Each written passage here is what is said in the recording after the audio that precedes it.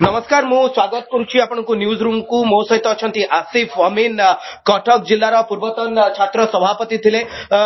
आसिफ बाबू मु आपनको news room को स्वागत करुच्ची मु आपनकर गोटे फेसबुक पोस्ट लिखिली जोटी आपण सीधा सड़क खोला खोली निजर असंतोष जाहिर करछंती एवं एबे मध्य देखिबा को मिलुची जे जहां दायित्व दिया जाउची समाने भी ये पद छाड़िबा पई प्रस्तुत होई सारलेनी गत काली आपनकर गोटे चिट्ठी मध्य कटक जिल्लार युव एवं छात्र जनता दल रो चिट्ठीटी मध्य वायरल होउची मु जानिया पई चाहिबी जे ये असंतोष काहेकि अछि एवं काली जो तेलंगा पेंठरे आपण जो फार्म हाउस रे थिले सेही फार्म हाउस भितरु किछि गोटे प्लानिंग करा जे एमती गोटे असंतोष मुंड टेकिछि कि नहीं नहीं सेमती किसी प्लानिंग नहीं सेठी फार्म हाउस केवल गोटे आमर इयर एंडिंग पार्टी आमर गोटे आमर राज्यसभा सांसदों द्वारा आयोजन करा जायतिला सेठी सेमती किसी आलोचना है नहीं बस या खेब गोटे रही कि माने किछि पिलांको आमर जानी शुणी की कटा है जो कटक रो जो माने बिजु जनता दलर बिजु युव एवं छात्र जनता दलर मंग धरते पताका धरते तांकू काटी दिया जायछि से सब खेब आम भितर आमे से सब जहाँ आलोचना करथुलु बस सेतिकी आउ किछि ना आमे आउ बाकी हमर आलोचना होतला केमिति आगामी दिन रे पंचायत निर्वाचन पौर निर्वाचन रे केमिति आमे आम निज एरिया रे आमे बिजु जनता दल को माने संगठन को मजबूत करिवु सेही सब हमर आलोचना होतला किंतु ये जो असंतोष हमें स्पष्ट देखि पारुछु कटक बारबाटी रु खास करी जो युवा छात्र नेता माने अछंती सेमाने असंतोष रो कथा सामना को आसुची एवं खोला खोली आपण देखंतु देवीरंजन त्रिपाठी कथा कोंतु कि देवाशीष सामंतराय कथा कहतु से खोला खोली कहते जो माने बीजेपी को लगातार विरोध कर जो माने मेयर निर्वाचन समय काम करते दायित्व मिलनी हाँ निश्चय निश्चय सेटा से तो माने सेटा आम मन दुख से जो माने माने पूरा 100% देकी मेयर इलेक्शन टू देकी आपण 2024 रे देखंतु गोटे बाहर कैंडिडेट को आनिकी देला परे भी 40,000 भोट आमे प्रचार प्रसार दायित्व रे युव छात्र थिले 40,000 भोट 10,000 भोट रे से हारिचंती हुए तो जदि कटक बारबाटी रु किए काहाकू कैंडिडेट कटक रु कैंडिडेट दिया हिथिले जदि सालेपुर न इंपोर्ट करिके आनिकी आमे निश्चय कटक बारबाटी सीट जीति थांतु जेतेबेले आमे 32 टा रु 28 टा कॉर्पोरेटर जीतिथुलु 2022 मसिया रे मेयर मेयर मध्ये कटक रु सर्वाधिक लीड नैथिले ये आपण को मिलानी कि जेहेतु आपण नवीन निवास भितरे आज्ञा आपण मध्य मोर गोटे जाइकी फेसबुक रे पोस्ट मध्य देखिबे मु किछि दिन मोर एग्जैक्ट डेट ता मने पड़नी मु मध्य निजे लिखिथिली कि गोटे नुआ नुआ पिला को दायित्व जिला सभापति भाबे नुआ युव हो कि छात्र हो नुआ पिला को दायित्व दिया जाऊ जेहेतु आमे सुनिया को पाउछु आम ना स्टेट कमिटी को जाइतिला जेहेतु गोटे माने सीधा सड़क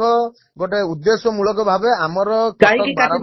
काटी देले आसिफ बाबू आपण को नाती माने मु मो कथा कहिबी माने मु जहा सुनिया को पाउची मु जो पांडियन मो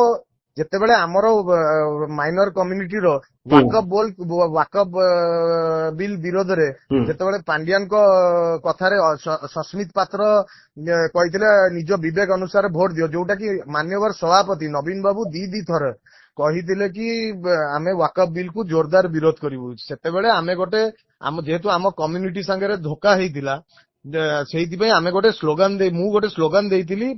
पांडियन हटाओ बीजेडी बंचाओ पांडियन गो बैक सेहिथिबे मु किछि सुनिया पाउची किछि माने मते रखा मते सेही बाबद रे मते कटा जाई केवल आपण को कटा जाईछि ना देवाशीष सामंतराय समर्थित जो छात्र नेता माने थिले एवं देवीरंजन त्रिपाठी समर्थन रे जो छात्र नेता माने थिले चंद्रसारथी बेहेरांकर जो छात्र गोष्ठी थिले ए सबु जो बड़ बड़ नेता रहिचंती एमानंकर जो छात्र संगठन जो चंद्रबाई को एरिया रु तो गोटे माने निर्वाचित सरपंचकर कटा हे जाईछि चंद्रबाई को एरिया रु गोटे निर्वाचित सरपंच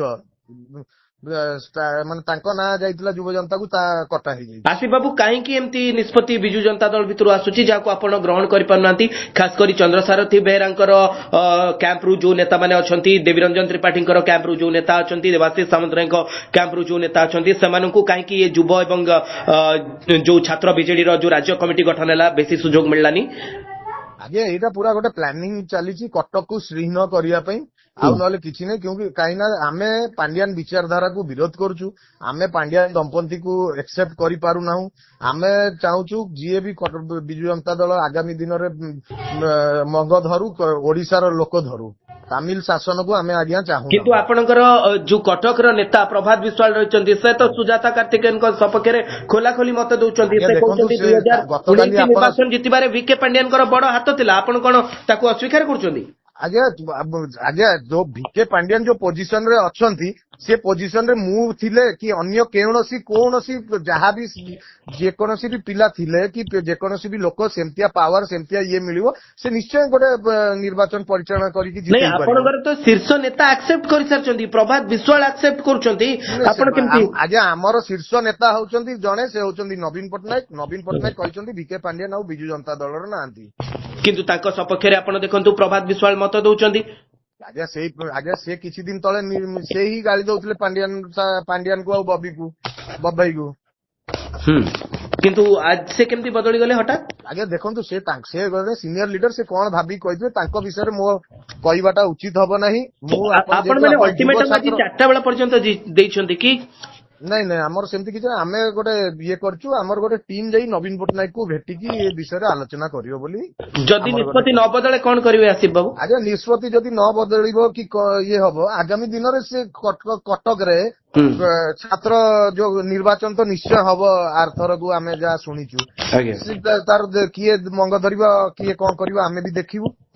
କିନ୍ତୁ ଏଇ ଯୋଉ ଲେଟରଟି ଆପଣ ଦେଖିଥିବେ ତଳେ ତ ନବୀନ ବାବୁଙ୍କର ସିଗ୍ନେଚର ଅଛି। ଆପଣ କହୁଛନ୍ତି ନବୀନ ବାବୁ ଆପଣଙ୍କର ସବୁଠୁ ସର୍ବମାନ୍ୟ ନେତା ଏବଂ ଶୀର୍ଷ ନେତାଙ୍କର ଆଦେଶକୁ ଆପଣ କେମିତି ଗ୍ରହଣ କରୁନାହାନ୍ତି? ଶୀର୍ଷ ନେତାଙ୍କ ପାଖରେ ଆମ ନାଁ ଗୁରା ପହଞ୍ଚେଇ ନାହାନ୍ତି ପରା। କିଏ ମୁଖ୍ୟ ଲୋକ ବୋଲି ଆପଣ ଭାବୁଛନ୍ତି? ଏଇଟା ସ୍ପଷ୍ଟ ଆଜ୍ଞା, ଏଇଟା ପାଣ୍ଡିଆନଙ୍କ ପ୍ରଭାବରେ କମିଟି ହେଇଛି। ପାଣ୍ଡିଆନଙ୍କ ପ୍ରଭାବ କଣ ଛାତ୍ର ନେତା ଯୁବ ନେତାଙ୍କ ନିର୍ଣ୍ଣୟ ବି ନଉଛି? ଆଜ୍ଞା ନିଶ୍ଚୟ ସବୁ ନିର୍ଣ୍ଣୟ ପାଣ୍ଡିଆନଙ୍କ ପ୍ରଭାବ ରହୁଛି। ସେ ଦେଖଉଛନ୍ତି ମୁଁ ସନ୍ନ୍ୟାସ ନେଇଛି, କିନ୍ତୁ ପଛ ପଟେ